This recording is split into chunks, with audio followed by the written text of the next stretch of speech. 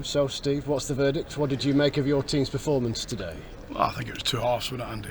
I think first and foremost, credit to Chris. I was speaking to him before the game, and he said we're as strong as we can be. I think they're hoping to do one or two bits, but as strong as they can be. And they looked at it in the first half, and we looked a little bit wary of them, a little bit scared, and we looked like a new team that's put together.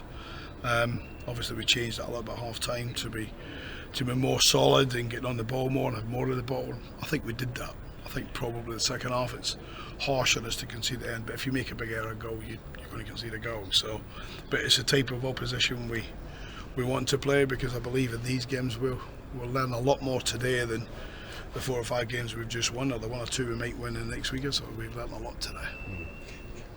And you were able to, in thought as well, perhaps as reaction, to tinker at times with the formation. How much food for thought did that give you? Yeah, we played that formation in midweek, to be fair, that we went to in the second half, and it was very good in spells. And we had to change personnel to get people minutes on the pitch as well, of course. But I think that gave us a foothold in the game. A goal comes from a great cross and a brilliant finish with Joe, to be fair, a great finish. And then I think there's half chances or skirmishes, call it what you like, in both boxes. But if you make an error, they're going to punish you, aren't you? But that's a real class side Chris has got. So we're grateful to Sheffield United for coming. We'll say that now. And it's always a joy to play against good teams, because you're going to get tested. You said at the end of the first answer that you'll take a lot from that. As you plot, Exeter and beyond, what? Well, we'll take a lot out the first half for sure. If you set off teams, it doesn't matter whether you're Sheffield United or Exeter or any team that we're facing League One. If you set off them, they'll have players that can technically move the ball around and hurt you and cause you problems. And I think first half was almost as if we were just sat there saying, can we defend the goal, and can we maybe the odd time get up the pitch. I think second half there was a real different intention, probably harsh words from me at half time, which shouldn't really need to be the case in pre-season, but there's never a bad time, so never a good time to say it really, but just be honest with them. And so there's 1 or 2 players that markedly stepped up in the second half. What I would say is there's some players at the top of the game. You can see why Rafferty and Raggett have just won League One. You can see them, they could play in that Sheffield United team with Chris. So, but there's others that did well today, of course, as well. When do you have to make a call on the lads that you have on trial?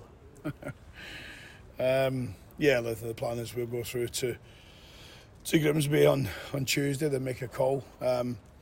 We're still trying to do 1 or 2 other bits of business that Rob's been really busy on. We were meeting this morning early to try and do 1 or 2 bits. So the squad's not complete yet, but we're probably 2 or 3 maybe away from completing the squad, and maybe the odd one goes out, but no one that we would choose to go out. No. Okay, then on those deals then that you mentioned, how likely is that in the not too distant future? Yeah, likely. We're trying really hard. I met with their chairman yesterday for a good 3 years, and 100% just saying, try and get it done, Steve. Try and do it. Go and speak to Rob and get it done. So we get the most fantastic support. So I said to you before, Andy, we're in really good shape. What I would say, if we go with the squad we've got in the door now, we're in good shape for a challenge in League One.